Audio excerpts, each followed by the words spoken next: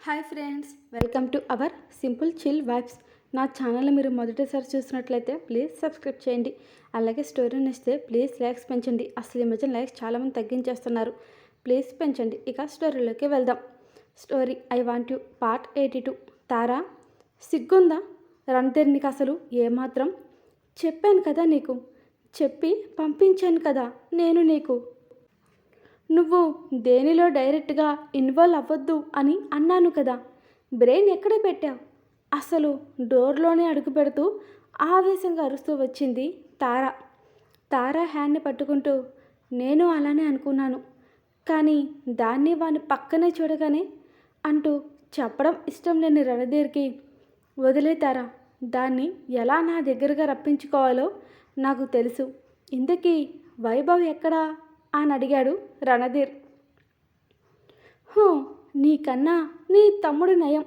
నీ శత్రు స్టామినా ఏంటో ట్రయల్ ఎస్టిమేషన్ అన్నా వేస్తున్నాడు.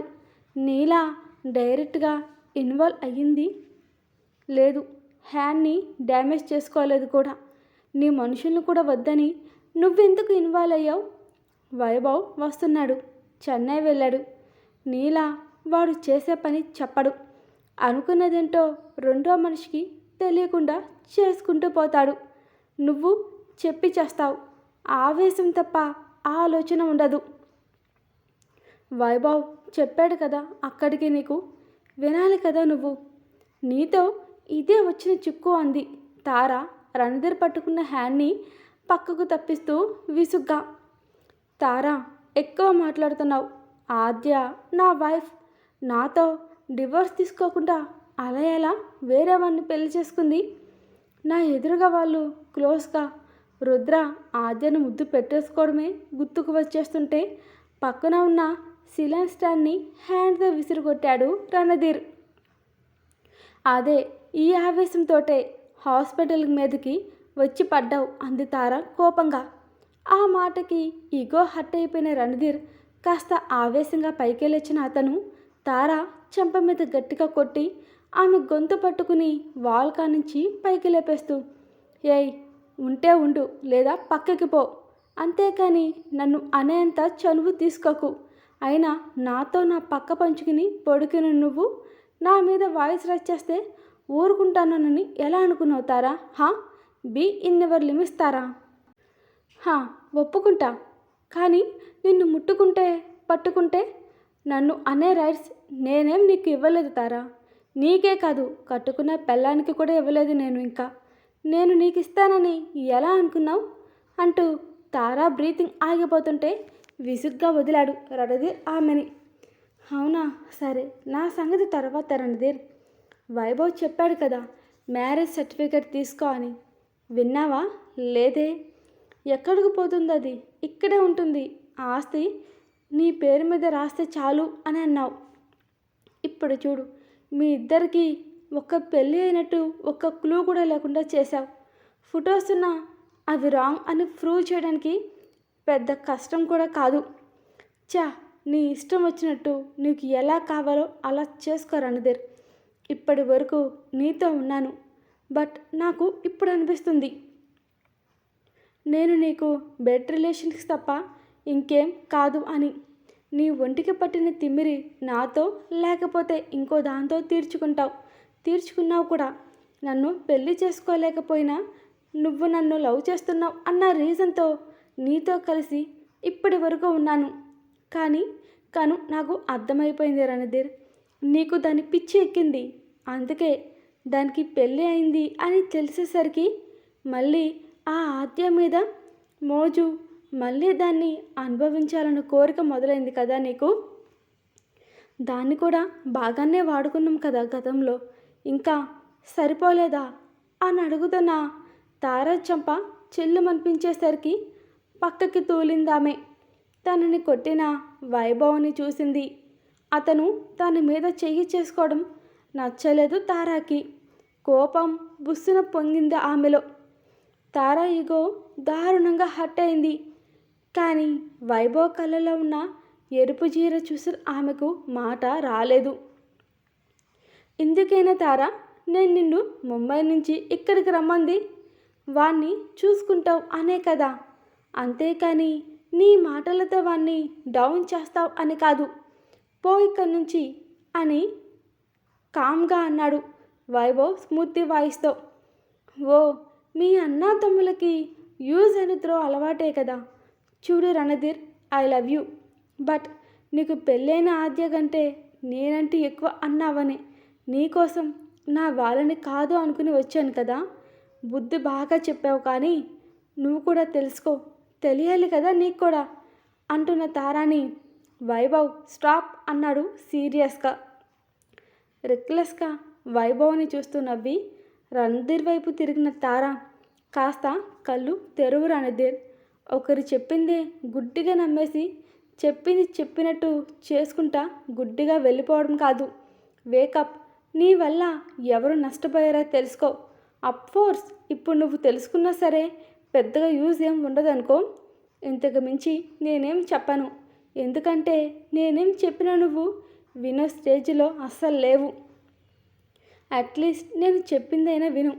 కాల్ గోర్ల్ని కదా నేను చెప్తే ఎందుకు వినాలి అనుకుంటే నేను చేసేది ఏం లేదు. ఎక్కడో నా మీద 1% ట్రస్ట్ అయినా ఉన్నా ప్లీజ్ కన్సిడర్ చేయి. కనీసం మిగిలిన వాళ్ళైనా పీస్ఫుల్గా ఉంటారు. ఎలానో ఇప్పటి వరకు అన్నిట్లో ఫెయిల్ కదా నువ్వు. ఒకరి నమ్మకాన్ని, ఒకరి ప్రేమని కోల్పోతే ఇంకొకరి లైఫ్ని మొత్తం స్మాష్ చేశావు. కానీ నీలో 1% మీ అక్కగారు అంటే ఇష్టం ఉంటే తెలుసుకో నువ్వే మొత్తం అసలేం జరిగింది అనేది. మొదటి నుంచి నీకు మీ బావగారి క్యారెక్టర్ ఏంటో తెలుసు. కేవలం చూసిందే నమ్మకూడదు కదా. దాని వెనక ఏం జరిగిందో కూడా నువ్వు తెలుసుకోవాలి కదా రణధీర్. నువ్వు ఎలా పోయినా నాకు అనవసరం అని నేను అనుకోలేను. ఎందుకంటే ఒకరి లైఫ్ని పూర్తిగా నాశనం చేసిన నేను నిన్నెలా నాశనం అయిపోవాలని కోరుకోవాలి చెప్పు. అసలు ఆ అర్హత నాకుందంటావా చెప్పు. తనని నువ్వు నా ఎదురుగానే చిత్రహింసలు పెట్టినా అప్పుడు మాట్లాడలేదు. ఇప్పుడు నాకు కూడా అదే గతి పడుతుందనుకోలేదు. కర్మ అనేది ఒకటి ఉంటుంది కదా, ఎవరిని వదిలిపెట్టదు. కాస్త ముందు వెనుక అంతే తేడా. Good bye Randheer, Nandan forever, and I hate you అంటూ విసురుగా డోర్ క్లోజ్ చేసి వెళ్ళిపోయింది తార రణధీర్ నుంచి. అప్పుడే రణధీర్కి ఆపాలి అనిపించిన తార తనని మరీ తీసి పడేస్తుంటే ఆద్యనే గుర్తుకు వచ్చింది అతనికి. అదే కోపం ఇప్పుడు తార మీద చూపించాడు అతను. ఫలితంగా మంచో చెడుకో కానీ తనని ప్రాణంగా ప్రేమిస్తున్న తారాని వదిలేసుకున్నాడు రణధీర్. కానీ తార చెప్పిన మాటలని నిజంగానే వదలలేకపోయాడు. ఎందుకనో ఆమె మాటలు పక్కన ఉన్న వైభవ్కి చెప్పాలి అనుకోలేదు. అదే ఆలోచనలో ఉన్న రణధీర్ని కదిపాడు. వైభవ్ ఎలా ఉంది అని ఇప్పుడు. నువ్వేం టెన్షన్ పడుకో రణధీర్, తానే వస్తుంది. డబ్బుకి మరిగింది కదా, నిన్ను అంత తేలికగా వదులుకోలేదు కూడా. ఇంకా తారా మాట్లాడిన మాటలు పట్టించుకోకు అన్నయ్య అని అన్నాడు వైభవ్ రణధీర్ హ్యాండ్ని గట్టిగా ప్రెస్ చేస్తూ. వదిలి అక్కడ ఉన్న నర్స్కి చూసుకోమని చెప్పి బయటికి వర్క్ ఉందని చెప్పి వెళ్ళిపోయాడు వైభవ్.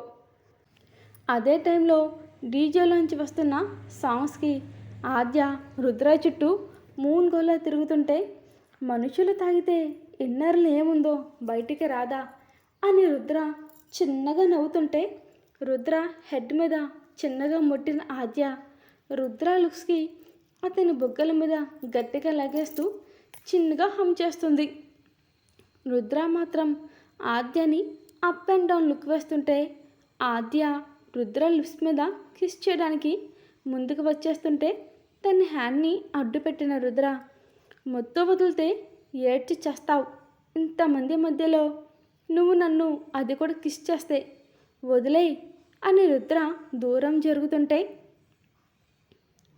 ఆద్య మెత్తగా ఉన్న గొంతుని వస్తున్న సాంగ్స్తో మిక్స్ చేసింది.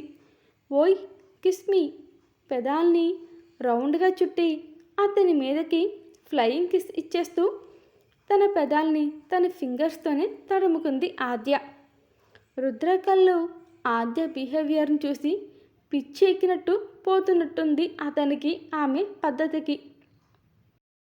ముద్దు కావాలి అంది ఆద్య. ఈసారి డిమాండ్ చేసింది చొరవగా అతన్ని ఇంకోసారి ఆద్య రుద్రాని. రుద్ర కళ్ళు సూటిగా చూస్తున్నాయి ఆమెని. అతని చూపులు అంతమంది మధ్యలో ఉన్నా కూడా ఏదో గుచ్చుకున్నట్టు అనిపిస్తుంటే రుద్ర కళ్ళని మూసేసింది ఆమె. కిస్ అడిగావు కదా, కావాలా అంటూ ఆమె నడుము చుట్టూ చెయ్యేస్తూ తనని దగ్గరగా లాక్కుంటూ అడిగాడు రుద్ర ఆద్యని. కావాలి, కానీ మీ చూపులు నాకు గుచ్చుకుంటున్నాయి అంది ఆద్య.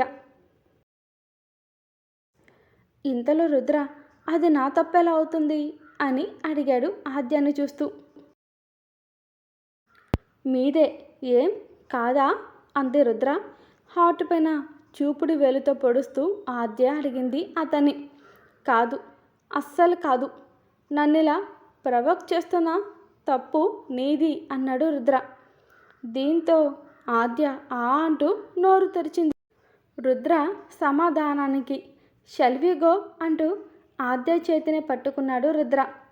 ప్రేమంటే ఏంటో మాటలతో చెప్పి సరిపెట్టడు, ప్రాక్టికల్గా అర్థమయ్యేలా చేస్తాడు అతను. చుట్టూ ఎంతమంది ఉన్నా తన ప్రేమను చూపించడంలో అస్సలు వెనకడుగు వేయడు. ఆమెకు మించి ఇంకేం లేనంతగా తనకి ఇస్తున్న ఇంపార్టెన్స్ మరింత ఇష్టం ఆమెకు. దూరం అన్న మాటను కూడా దగ్గరగా రానంతగా దగ్గరయ్యి కూర్చుంటాడు. అతను చేస్తున్న పనులకి ఆమె అడ్డు చెప్పేలోపే బయటికి నెట్టేసి తనని గెలిపిస్తాడు అతను. చెప్పకముందే తన మనసులో ఏముందో కూడా ముందే తెలుసుకుంటాడు రుద్ర. హాయ్ ఫ్రెండ్స్, ఎపిసోడ్ నచ్చితే ప్లీజ్ లైక్ చేయండి, షేర్ చేయండి, అలాగే కామెంట్ పెట్టండి, ఇంకా హైప్ కూడా ఇవ్వండి. And thank you watching for this video.